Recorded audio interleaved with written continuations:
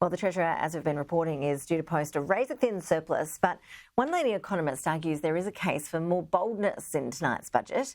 Jim Chalmers says his first full-year budget is carefully calibrated to address cost of living pressures.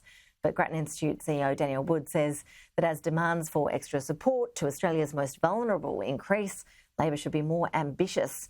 She joins us now, Danielle. Well, good to see you, CEO of the Grattan Institute.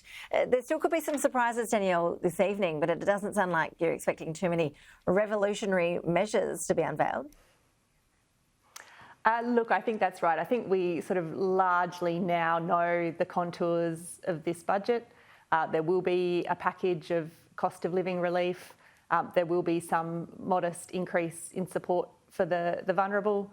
And there will be some modest increases in tax changes, and together they will lead, as you say, to a small surplus, which is a pretty remarkable achievement in and of itself. But you know, it's very much, I think, a steady as she goes type budget. Yeah, and when it comes to that surplus, as you point out, it is a remarkable fiscal turnaround. It's nothing to be sneezed at. All governments love being able to hand down a budget with a surplus. But, I mean, just how significant is it really, particularly when we all believe that it's going to be pretty short-lived?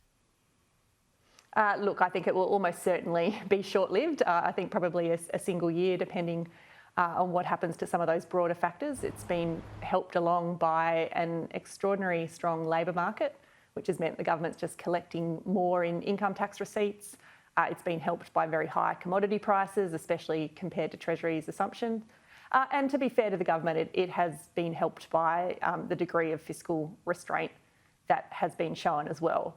But what we know is that the budget will still be in structural deficit when you sort of strip back some of those short-term economic cycle effects. What we know is that we have, baked in higher spending this year and over the next 10 years on things like NDIS and aged care and defence, and we haven't really worked out how we're going to pay for those things yet. And so you're absolutely right. We would expect to see deficits in future years and out over the 10-year forecast period as well. We've seen the Treasurer describing this budget as being carefully calibrated, and I mean, it really needs to be, doesn't it? When you look at walking that line between providing cost of living relief without adding to inflationary pressures in the economy, just how tricky is that for the government to do this time round? Yeah, look, I think there is a real degree of difficulty in that. We know that households are struggling with cost of living. Real incomes actually went backwards last year, so there's an incredible amount of pressure on the government to offer some support. On top of that, I think there's been a real coalescence of demands to really do something for the most vulnerable. We've had people on payments like job seeker and youth allowance really suffering for a long time now, but there was certainly much stronger pressure in the lead up to this budget to do something on that.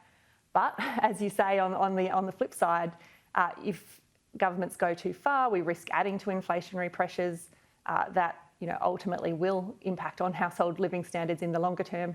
And we've still got that medium-term fiscal challenge as well. So it is a line to walk. We will see tonight how well the government has gone at achieving that, but it looks like they've been fairly cautious so far at trying to stick to that line.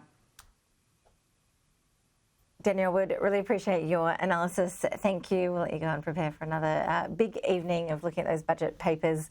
We're expecting a few surprises tonight, even though we know a little bit of what's in there, as Danielle was alluding to there. Thanks so much for your time. Thank you for having me.